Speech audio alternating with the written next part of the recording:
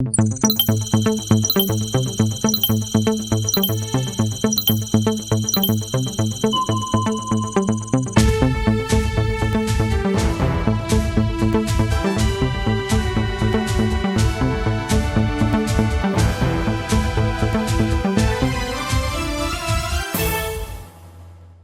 l'actualité de ce 3 février, visite du ministre en charge de la Santé au centre hospitalier universitaire Yalgado Ouedraogo ainsi qu'à l'aéroport international de Ouagadougou.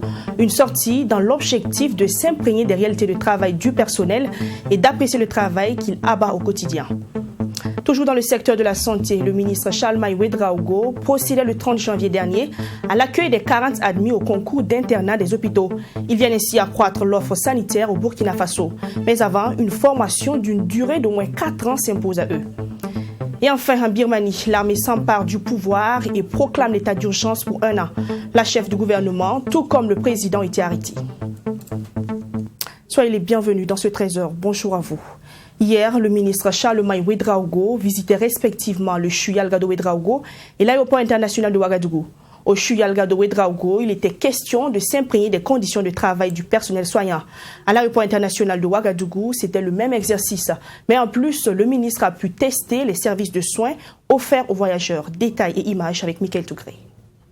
Après le CHU Yalgado Ouedraogo, où le ministre de la Santé a pu visiter des services de prise en charge de patients et féliciter le personnel soignant, Charlemagne Ouedraogo a mis le cap sur l'aéroport international de Ouagadougou. À ses côtés, son collègue des transports. Il a été question de visiter l'ensemble du dispositif d'offre de services en matière de diagnostic pour les voyageurs, mais aussi le dispositif de riposte de la pandémie à coronavirus. Première étape, l'aérogare Pèlerin, centre de délivrance de tests du Covid-19. Ici, on reçoit en moyenne 150 demandeurs de tests Covid pour une capacité de délivrance de 500 tests par jour. En termes d'amélioration, on peut regrouper ça en 4 points. C'est la disponibilité du site 24 heures sur 24 heures pour tout voyageur désirant faire son test. Le deuxième point, en fait, c'est la mise en place d'un certain nombre de dispositifs attrait aux ressources humaines.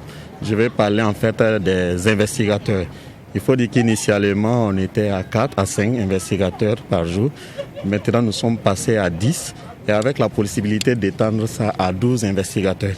Ce qui facilite en fait le passage des différents voyageurs sur les sites. Ils passent également moins de temps en fait sur les sites et pouvoir pouvoir travailler tranquillement. La seconde étape du parcours du ministre de la Santé, la salle d'embarquement. Là aussi, les hommes et les femmes en blouse blanche veillent au grain. Il faut se rassurer que les documents de test Covid-19 sont authentiques. Et c'est un ministre de la Santé séduit par la qualité des prestations qui a félicité l'ensemble du personnel soignant de l'aéroport international de Ouagadougou. Au niveau de l'aéroport, vous avez vu le dispositif d'offre de services en matière de diagnostic pour les voyageurs. Et au niveau de l'embarquement, vous avez également vu le dispositif de contrôle. Nous avons également vu le dispositif médical que le ministre a mis en place au niveau de l'aéroport pour des voyageurs malades qui pourraient donc déjà recevoir des soins en attendant leur transfert dans un site beaucoup plus élaboré. Tous les voyageurs peuvent accéder à leurs résultats sur la plateforme électronique. Et ça, ce sont des améliorations, et ce qui évite donc les goulots d'étranglement et l'attroupement au niveau donc du site de l'aérogare. Donc nous sommes très satisfaits ce matin et nous avons vu des équipes très engagées. Et je saisis donc cette opportunité pour adresser mes vives félicitations à toutes les équipes, surtout la collaboration entre les agents du ministère des Transports et le secteur santé.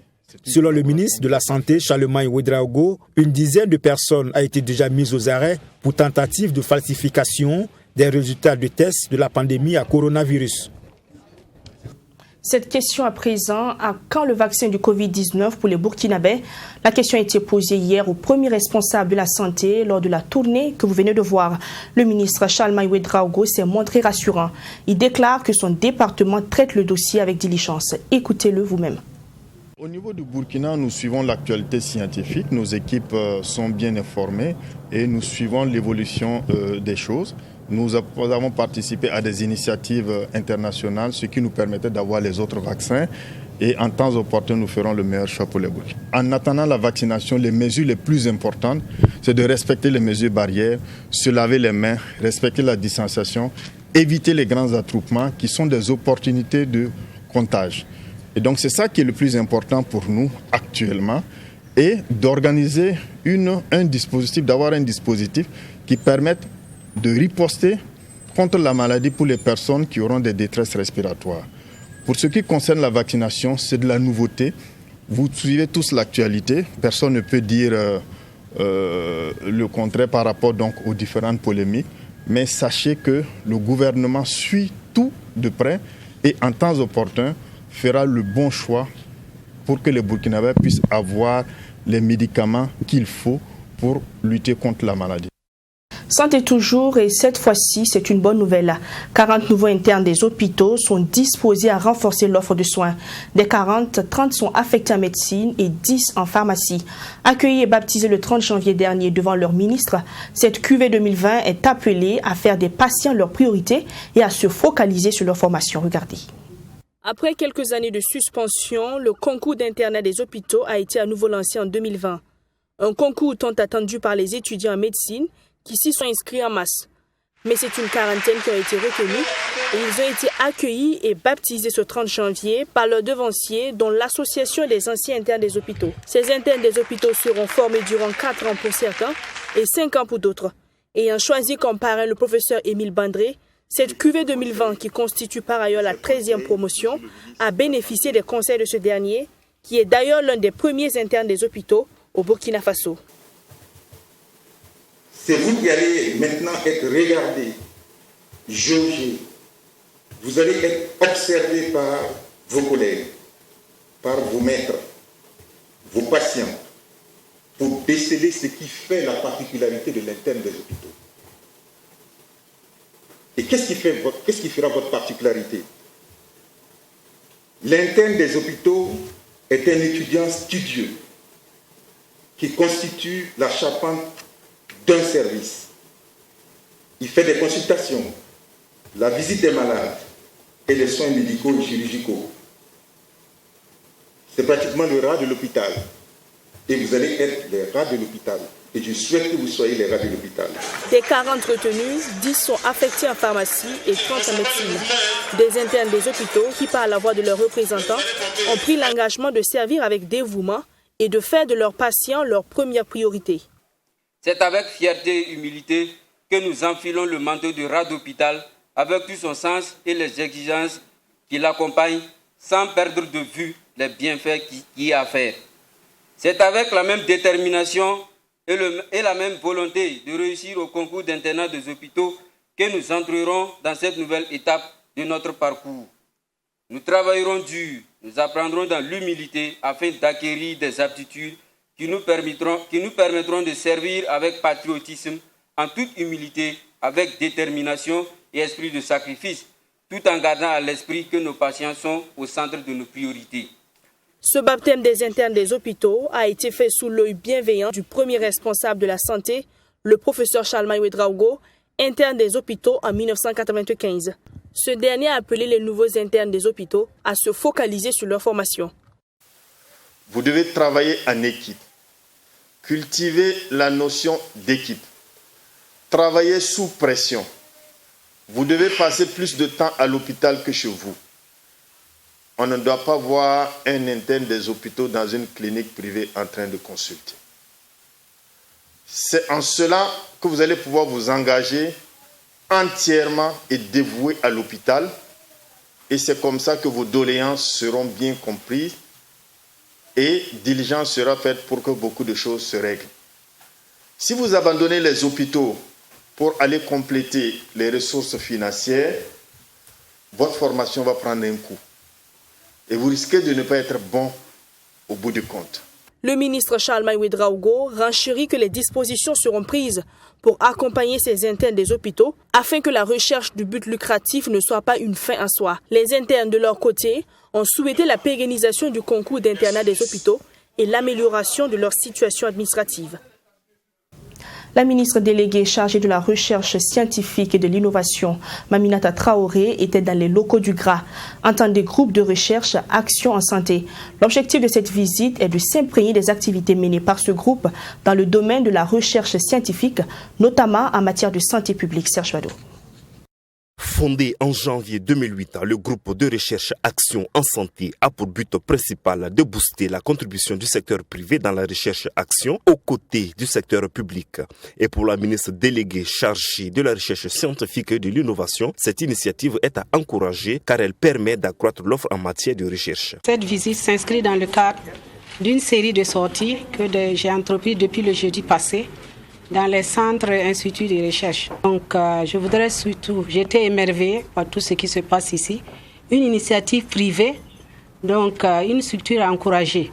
Donc c'est un exemple à suivre et je pense qu'ils méritent qu'on les accompagne donc pour toujours des résultats palpables en matière de recherche en santé. Pour le directeur scientifique du groupe de recherche Action en santé, c'est un plaisir de recevoir la ministre déléguée en charge de la recherche scientifique, une structure qui a pour leitmotiv la recherche du mieux-être pour les hommes. Tout l'honneur nous revient donc de recevoir les très hautes autorités de ce pays pour nous encourager et nous accompagner dans ce que nous faisons. C'est une structure effectivement privée, mais qui fait de la recherche destinée au public en réalité.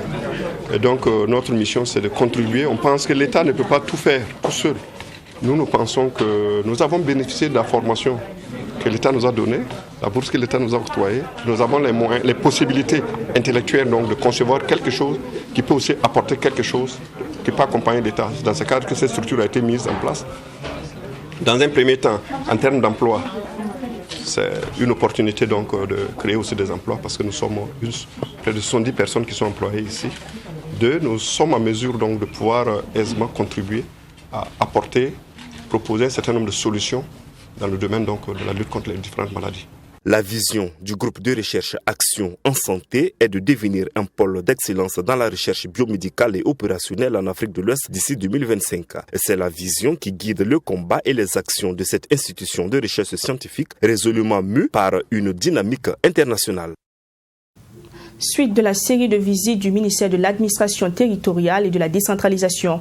Lundi dernier, ce sont 3 projets rattachés au département qui ont reçu la visite de Clément Sawadgo, ministre d'État en charge de l'administration territoriale et sa délégation. Visite suivie de bout en bout par notre reporter Fatima Tanikiema pour vous. Le Fonds d'intervention pour les collectivités décentralisées FICOD, le programme d'appui aux collectivités territoriales PACET et le projet d'appui à la participation citoyenne, à la décentralisation et au développement local PAPSIDEL sont les 3 projets qui ont été visités par le ministre d'État, ministre de l'Administration territoriale et de la décentralisation et sa délégation ce 1er février. Des projets portés par le ministère en charge de la décentralisation. C'est l'occasion pour moi de féliciter tous les partenaires de ce programme-là et de lancer aussi un appel à tous les autres partenaires parce que le domaine de la décentralisation est très large. Il concerne quand même plus de 300 communes, 369 communes et arrondissements qui attendent chacune d'être soutenues, ne serait-ce qu'en termes de renforcement de ses capacités. L'objectif de cette visite est de prendre contact avec les acteurs en charge de la mise en œuvre de ces projets. Elle a également permis aux différents coordonnateurs de dresser le bilan de leurs activités à leur ministre de tutelle et faire cas des difficultés.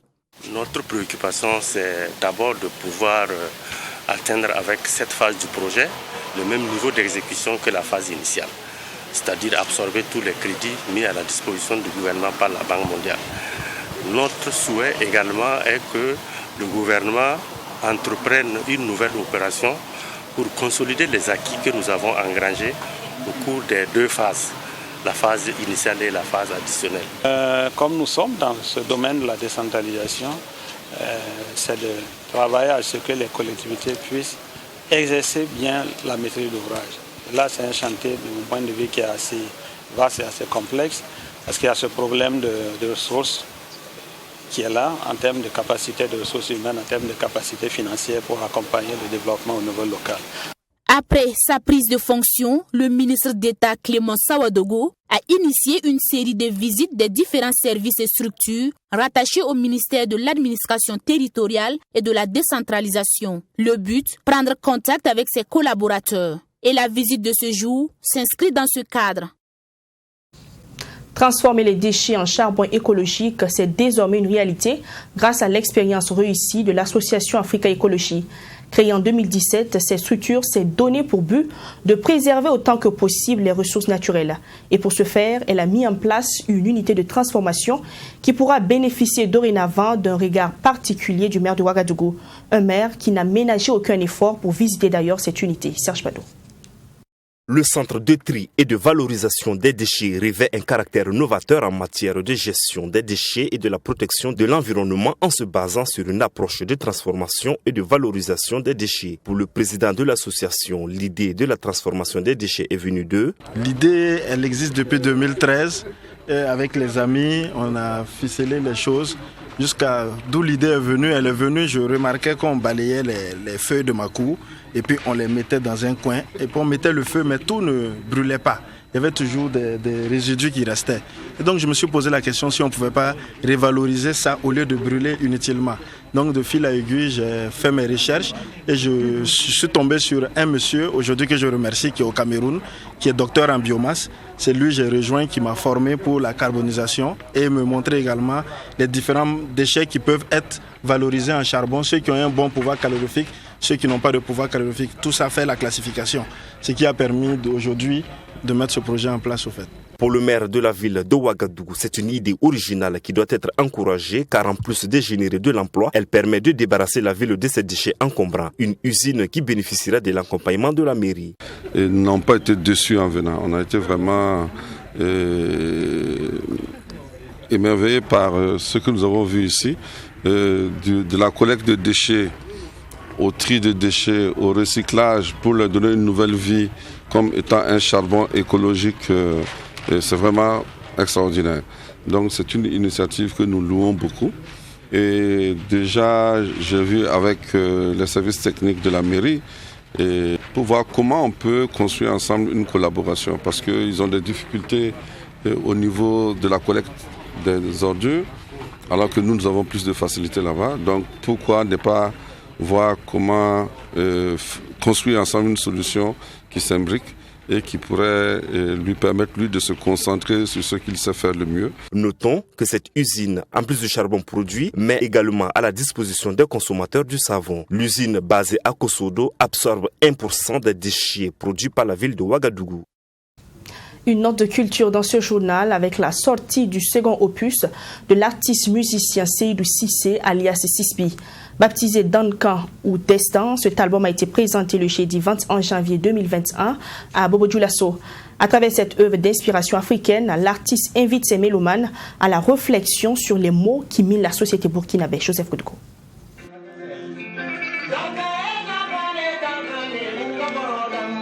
Après l'album Hommage au griot, l'artiste musicien Sisbi à l'état civil Seydou Cissé nous revient avec Dankan ou Destin. Cette œuvre musicale a été officiellement présentée à travers ce point de presse. Dankan ou Destin compte 12 titres et aborde plusieurs thèmes. Dans cet album, en général, je chante l'amour, je chante la fraternité, je conscientise avec des titres comme Amour scolaire. J'appelle les gens à se départir de ce qu'on appelle la jalousie négative, comme ce que je l'ai dit dans la chanson. C'est un album aussi qui fait une projection dans le passé avec le titre Souvenir. Il y a le titre Mariage où j'exhorte tout le monde, tous ceux qui ont commencé en amitié, je parle du petit A, l'amour petit A, tous ceux qui ont commencé en amitié ont eu la force de continuer souvent dans des conditions difficiles, dans le concubinage et qui sont parvenus au mariage. Je leur tire mon chapeau, ça parle de la vie, de l'amour, ça appelle à la paix aussi avec le morceau. Sisbi évolue dans le style musical le mandé moderniste. Dankan ou Destin est chanté en français Djoula et Marca, entièrement enregistré en live.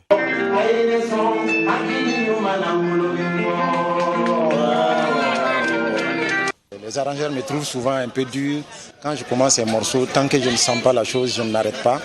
Pendant qu'il faut prendre le studio à 8 heures, une séance de travail, 8 heures, ça fait 200 000, souvent 250 000.